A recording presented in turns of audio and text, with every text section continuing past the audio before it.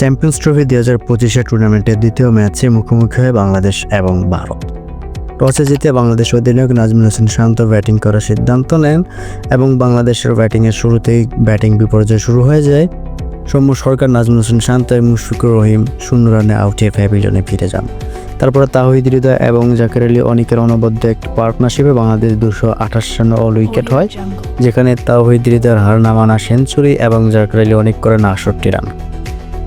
ভারতীয় বোলারদের মধ্যে মোহাম্মদ শামি নেন 5টি উইকেট এবং হর্ষিত রানা 3 উইকেট এবং অক্ষর প্যাটেল নেন 2টি উইকেট। জবাবে 229 রানের লক্ষ্যে ব্যাট করতে নামে ভারতীয় ব্যাটাররা। শুরুতে রোহিত শর্মা এবং শুভমান গিল দারুণ সূচনা এনে দেন টিম ইন্ডিয়াকে।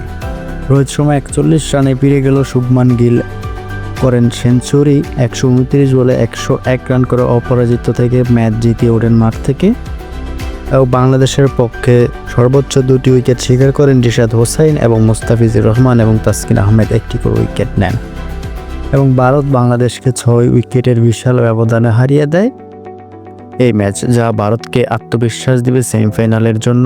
এই জয় টিম ইন্ডিয়াকে আরও আত্মবিশ্বাসী করে তুলবে এবং তাদের সেমিফাইনালে যাওয়ার পথে আরও সুন্দর হয়ে যাবে এবং বাংলাদেশ টিমের জন্য সেমিফাইনালে যাওয়াটা এখন অনেকটাই কঠিন হয়ে যাবে।